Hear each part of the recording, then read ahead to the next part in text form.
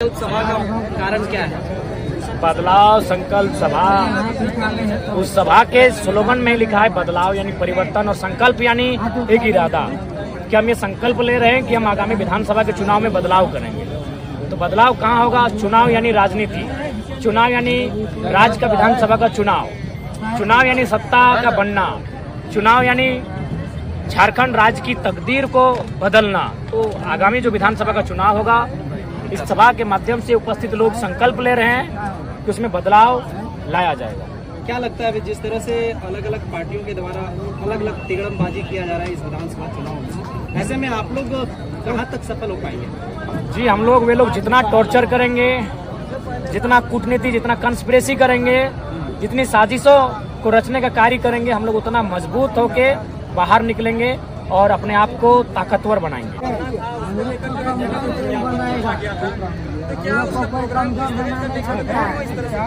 देखिए, आरोप नहीं, आपको भी मालूम है कि तमिलनाडु की किस प्रकार से लोगों को दिग्भ्रमित करते हैं, किस प्रकार से गलत डेटा के साथ अपना यूट्यूब में वीडियो बनाते हैं, ये आपको भी मालूम है। तो मेरा यही सवाल है कि झारखंड में एक तो माहौल देख रहे हैं कि यहाँ की नौकरियों को अन्य राज्यों के लोग लूट कर लेके जा रहे हैं, और आप यहाँ उनकी छाती में चढ़ के इस प्रकार का कार्यक्रम करेंगे तो ये कह सकते हैं झारखंडियों के गाल पे एक तमाचे के जैसा है। तो इससे अच्छा है कि इस विषय को संज्ञान लेकर प्रशासन ने उस कार्यक्रम को रोका है। ये एक बढ़िया संदेश। हमें लगता है कि और 4-5 दिनों में पहली सूची जारी हो जाएगी, उसके बाद धीरे धीरे दूसरी, तीसरी, चौथी, पांचवी, छठी, सातवीं सूची जारी होगी।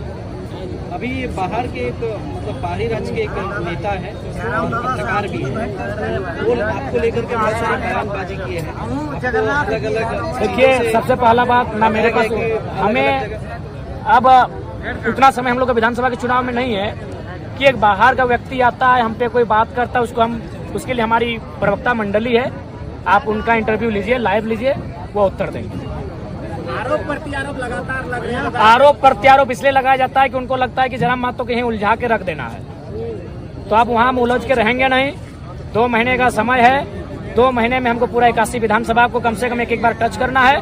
हम उसी मिशन के साथ निकल चुके हैं। आपको जैसे सीजीएल का एग्जाम होता है, उस बीच जो इंटरनेट सेवा को बंद कर दिया जाता है, पहली बार ऐसा हुआ है कि किसी भी देखिए, इसका मतलब सरकार को शंका है, इसका मतलब सरकार को शंका है कि पेपर लीक हो चुका है या पेपर को हम लोगों ने बेचा है, अब वो व्हाट्सएप ग्रुप में कहीं वायरल ना हो, इसलिए।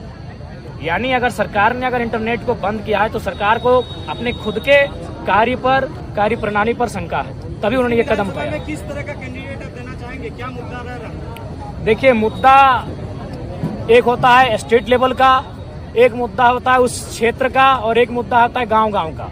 तो इन तीनों मुद्दों को, तमाम मुद्दों को हम लोग एक बिंदु में, एक माले में पिरो कर यहाँ के प्रत्याशी का नाम की घोषणा करेंगे। ये हर एक जगह यही होगा। लगातार 10 दिन का समय देते हैं कि अगले 10 दिनों में हम लोग कुछ प्रत्याशियों के नाम घोषणा करेंगे, लेकिन अभी तक एक भी प्रत्याशी का नाम नहीं। देखिए, सबसे पहली बात है, नई पार्टी है, सबकी नजर हम पर है, हमारे प्रत्याशियों पर है, तो इसलिए हम लोग को अभी थोड़ा कदम फूंक के रखना है। हम लोग अभी समन्वय समिति की बैठक चल रही है, उनको समझाया बुझाया जा रहा है। जयराम जी, एक बड़ी सवाल संजय मेहता ने, देखिए, सवाल का उत्तर दिया जा चुका है, और इस पे सवाल हमसे उस दिन कीजिएगा। सबसे पहले उनको बधाई, वो फले फूले, जीवन में बहुत आगे बढ़े, लेकिन इस सवाल का उत्तर हम उस दिन देंगे जब वो अपने संगठन के बाद चुनाव लड़ेंगे और 8.5 लाख वोट उनकी पार्टी ले आएगी। तब हम लोग 8.5 लाख वोट लाए हैं, तो हम लोग अपना उन पे तभी हम लोग बात करेंगे जब वो 8.5 लाख वोट लेकर आएंगे।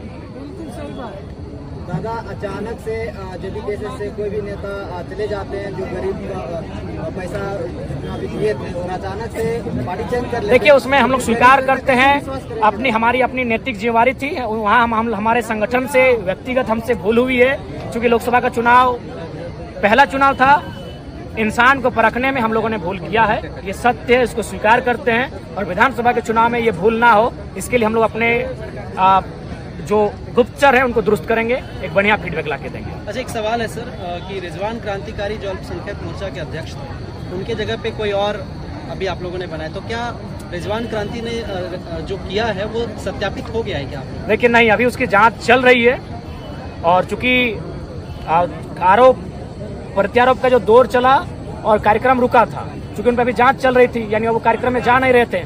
तो इसीलिए हमने कार्यकारी, दोनों को भी कार्यकारी मनोनयन उनका किया गया है। जांच की रिपोर्ट जैसे आएगी और उस रिपोर्ट में जो भी तथ्य और बिंदु सामने आएंगे, उसके बाद हम लोग एक निष्कर्ष में पहुंचेंगे। ऐसे उम्मीद है कि वह कहीं ना कहीं वो संलिप्त ना हो, हम लोग ऐसी आशा और अपेक्षा करते हैं। जयराम महतो का और एक आया हुआ है कि चाइना से कहीं आपका फंडिंग हो रहा है। ठीक है, तो आप हमारे अकाउंट नंबर को ले लीजिए, जो नया अकाउंट, चूंकि जो भी प्रत्याशी हैं उनको नया अकाउंट चुनाव के समय बनाना पड़ता है, 10 दिन के, मतलब लेटेस्ट नया। जांचिए आप, ये मीडिया का काम है।